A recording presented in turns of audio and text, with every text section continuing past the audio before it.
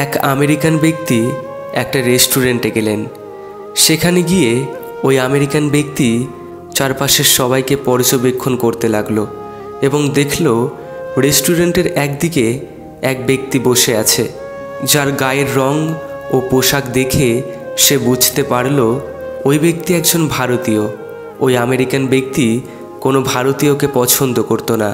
তখন ওই আমেরিকান ব্যক্তি ওয়েটারকে গিয়ে বলল, আজ আমার পক্ষ থেকে সবার জন্য ড্রিঙ্কস ফ্রি, শুধুমাত্র ওই ভারতীয় ব্যক্তি ছাড়া। তারপর ওই আমেরিকান ব্যক্তি ওই ভারতীয় ব্যক্তির দিকে দেখল। তখন ওই ভারতীয় ব্যক্তি আমেরিকান ব্যক্তিটিকে দেখে একটু হাসল। এতে আমেরিকান ব্যক্তি আরও রেগে গিয়ে বলল, আজ আমার পক্ষ থেকে সবার জন্য সব ফ্রি, যে যা চায়, শুধুমাত্র ওই ভারতীয় ছাড়া। এবার ওই আমেরিকান ব্যক্তি একটু জোরেই বলল, যাতে ওই ভারতীয় ব্যক্তি শুনতে পায়।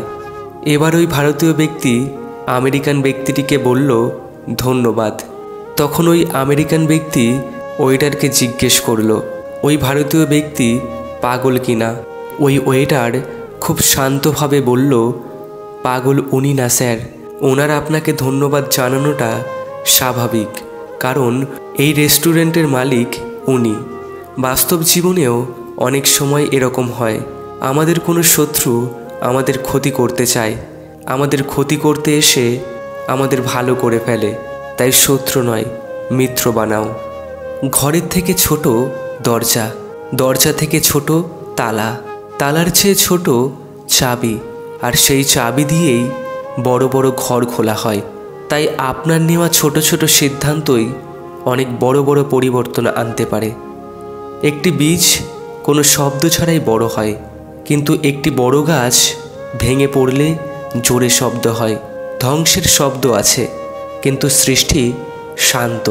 তাই নিঃশব্দে বেড়ে উঠে সবাইকে চমকে দাও।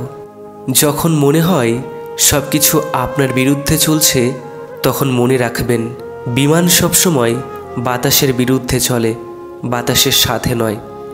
অর্থ উপার্জনের জন্য শিক্ষিত হতে হয় না, শিক্ষিত হতে হয় নিজের ব্যক্তিত্ব গঠনের জন্য। নিজের বাড়ি ভালো হোক কিংবা ভাঙা হোক, নিজের বাড়ির মতো শান্তি কোনো রাজপ্রাসাদেও পাওয়া যায় না।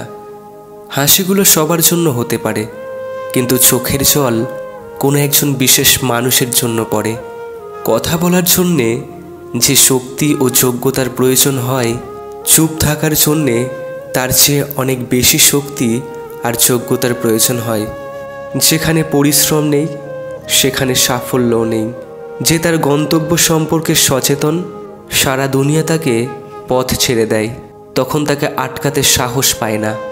তুমি যখন আলোর দুনিয়ায় থাকবে, সব কিছু তোমাকে অনুসরণ করবে, কিন্তু অন্ধকারে প্রবেশ করলে নিজের ছায়াও তোমাকে ত্যাগ করবে।